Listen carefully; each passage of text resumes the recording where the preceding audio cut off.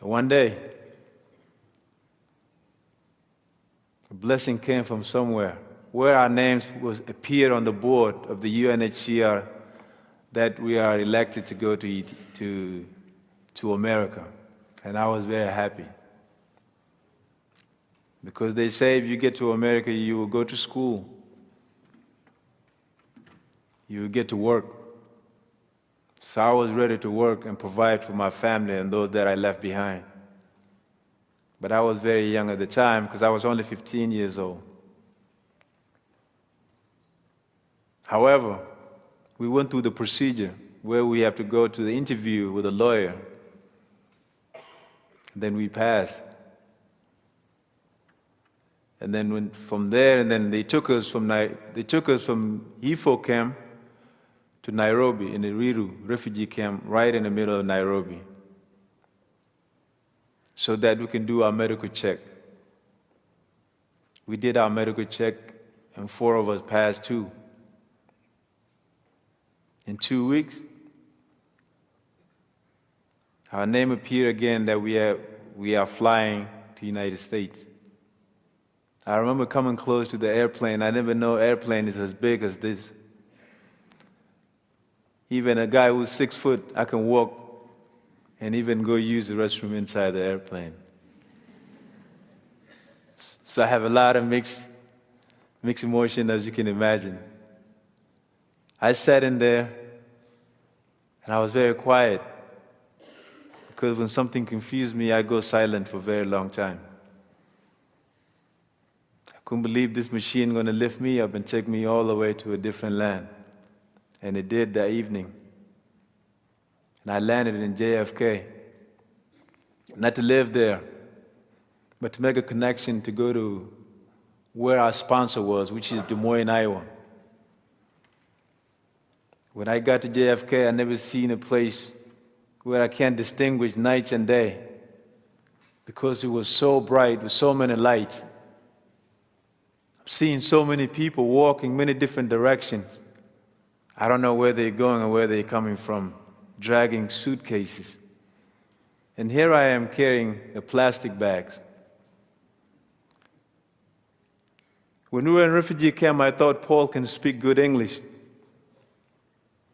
So Paul went around, tried to make a connection, asking these guys,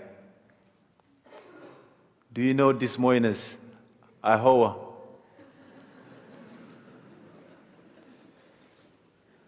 Yeah, Des Moines, Iowa.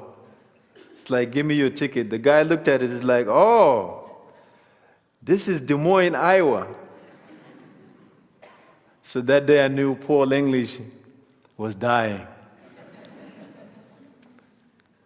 So we made our connection and we made it to Des Moines, Iowa. We were received by our colleagues who came a year before, show us around. My thoughts all about school. School is something that I was risking my life for. To come to the strange land where I have to learn how to live and how I have to learn to navigate and make something of myself. And the dream that one day I can go home or one day I can read and write, that was a motivation that I always have. I'm glad I can tell this story to you guys, not in my mother tongue, in your language. I was 16 years old.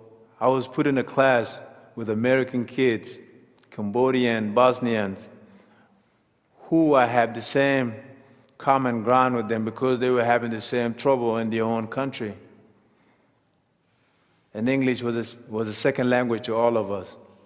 I work as hard as possible so that I can really understand what the teacher is saying.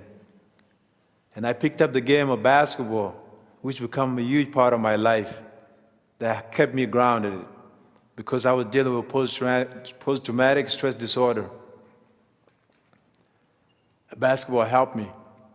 Luckily, I even got a scholarship out of high school when I graduated in 1998. And then I went on to college where I was playing college basketball at University of Bridgeport in Connecticut. And after I finished my degree, another opportunity was coming to me. It's called acting. I remember one afternoon, a friend of ours named Manute Bull, who was a superhero almost to all South Sudanese people, and is a well-known basketball player in America, invited us over to his house to audition for a movie for Universal. A guy, David Russell, wanted a guy from Sudan who have dealt with real-life experiences. So that day was just more like a reunion for me to see my South Sudanese people and play basketball. I got in front of the camera. I wasn't sure what I was doing. But 3 months later on, I was called there for the role in the movie that many thousands of guys all around the world was looking for that role. I was flying to LA, and the next things I know, I'm in a trailer with the people that I've been watching on TV, doing a rehearsal with them.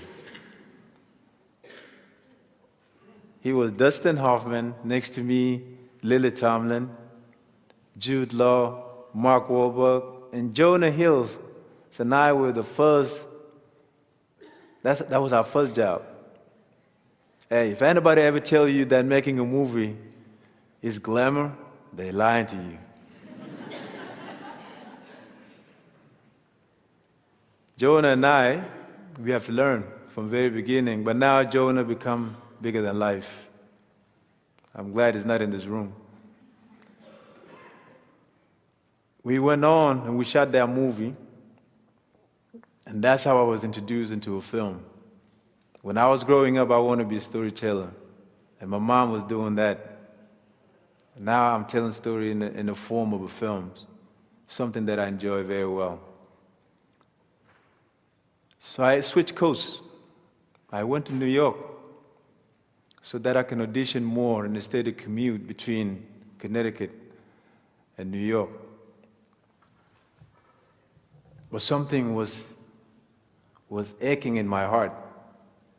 After 18 years of me not seeing my mom, my father, and all my siblings that I left behind, I decided to really take an airplane from JFK and went all the way to Nairobi, Kenya, to Sudan. And I started searching for my mom in 2010 until I find her in the village where she had given birth to me, Akobo. We went and voted it because our country was splitting from the north. We vote together. That's the war that made her lose 6 of her children. So I thought it was the best way for us to do it together so that we vote and then we separate. So all of us had a power to do that, even though we don't have to participate in the physical war. And I told my mom that.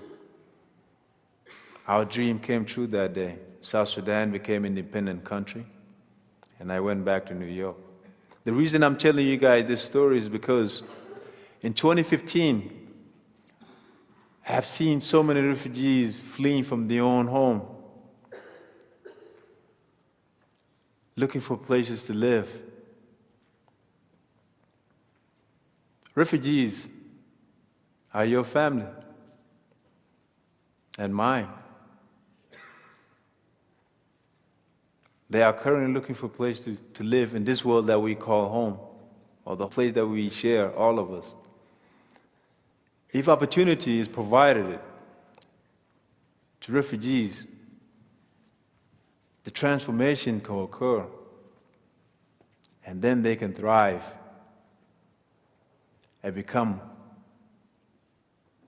citizens of this world. And to me, that's the way that we have to revive the humanity, because we shift away based on conflict that has taken toll on all of us.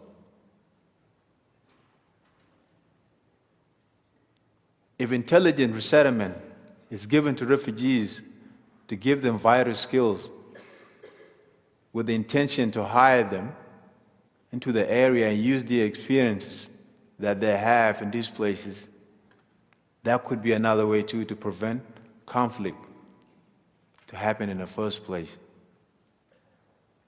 And thank you so much.